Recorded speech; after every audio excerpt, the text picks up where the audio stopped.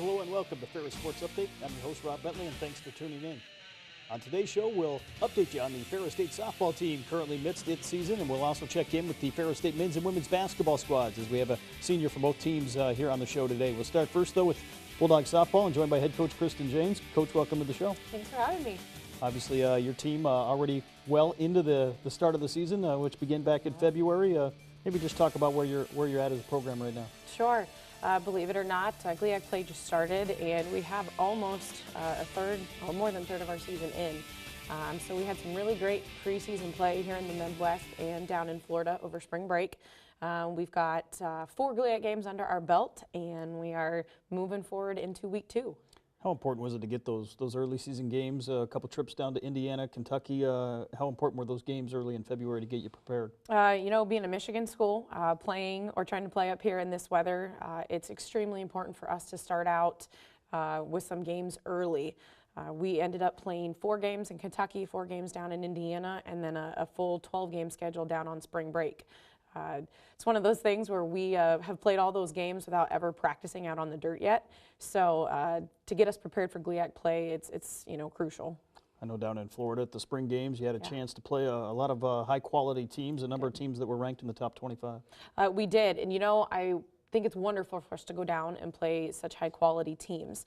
If we want to be the best, you have to play the best, and we do play one of the best softball conferences in Division II. So being able to play those quality opponents that have national tournament experience, it's fantastic for us. How important of a bonding experience is that as well for your team early in the year before you really get into the heart of your conference schedule? It is. They travel together, they stay together, they eat together. On their days off, they go and do things together. And, on the field, chemistry is just as important as talent, and that gives them, the opportunity to bond off the field and in a new environment. Obviously, this past weekend you had a chance to open conference action at Ashland, at Saginaw Valley State, and I know always at this stage of the year you battle some of the weather conditions, but able to get 4 games under your belts here this weekend. We did, and we opened up probably the toughest road trip that we're going to take. The amount of travel that we physically do in those 2 days on top of playing those 4 games it's a lot for the girls, and we played some really good ball games this weekend, and we came out 1-3, and I am pleased with how we exited the weekend. Obviously, you wrapped up the weekend on Sunday at Saginaw Valley and able to really put some hits on the board and finally got a big win to close out the weekend. Yes, got that first GLIAC win under our belt. Both games we pounded the ball, and that was great to see those bats come alive, against a good conference opponent. I know a young team, as we talked about before the show started, a number of young kids that are really getting adjusted here to college softball. We do. We have 3 freshmen that are regularly in the starting lineup, a couple sophomores as well. Only have a couple returning starters from last year's squad. So the youth is fantastic, and it's proving to be a great thing now, and it definitely will be in the future. I know obviously here as you get ready to move into the month of April, a chance hopefully to play at home here. You have 3 scheduled doubleheaders at home this week, weather permitting and obviously field permitting as well. Yeah, always a challenge being the furthest north school in the conference. Always the last to have the snow. So we're doing everything we can to get that field ready to go so we can bring all the fans out to watch us play on our home dirt. Obviously, this is your second year here leading the Bulldogs. Maybe what did you learn from last year going forward into this year to help you get ready here for the 2019 season? Like we talked about, those challenging games early are really important. Being able for your team to face adversity early on to see how they react. This is a very difficult conference that we play in, and we play each other 4 times. So you get to know the opposing team really well and who can carry through in a positive way and bring out those wins, especially Game 3 and Game 4 when you play against each other.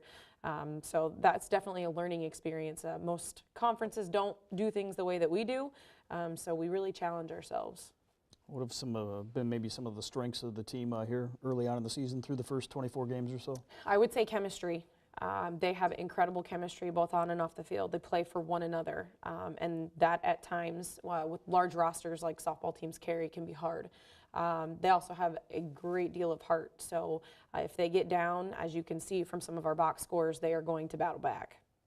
If you get these games in this weekend, Davenport obviously this week, along with Parkside and Purdue Northwest. Maybe talk about these three opponents, how you hope these games get you ready and get you moving forward here in the GLIAC. Davenport is always a very strong opponent, and it's great that they're so close, that we can go down and play them, have them come up here, and we keep an eye on each other, that's for sure.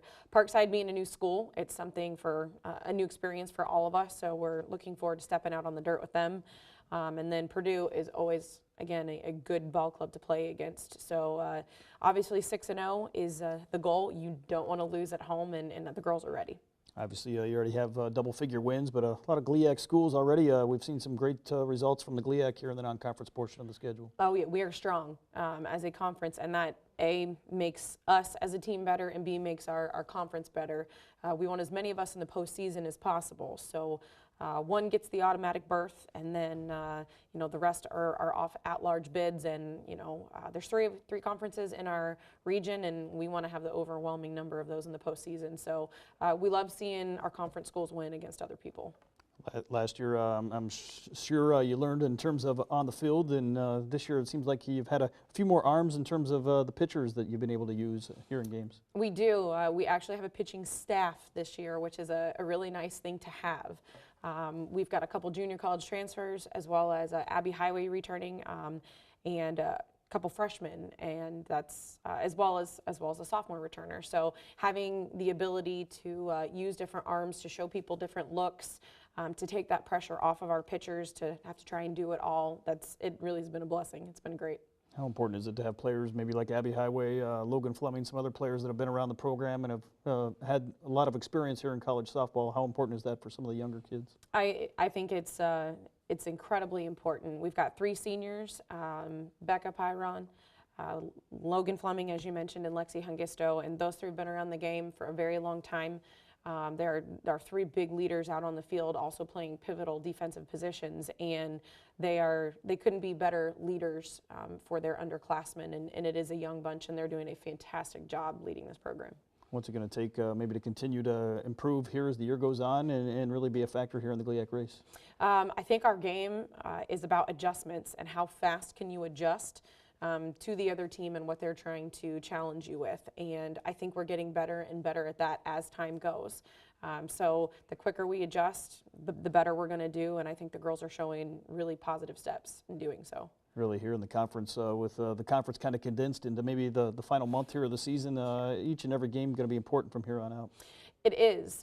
Only 8 teams make it into the conference tournament, and you've got to play 75% of your games in order to get in and be postseason eligible. So squishing those games down into the 5 or 6 weeks is always a challenge. We play 3 doubleheaders a week on a regular basis, and so that's a lot of time that the girls are out of class. So we do everything we possibly can to get quality out of everything that we do. Well, Coach, thanks for being with us today, and best of luck to the Bulldogs here as you move on in 2019. Thanks so much for having me. We'll be back with more Ferris Sports Update right after this.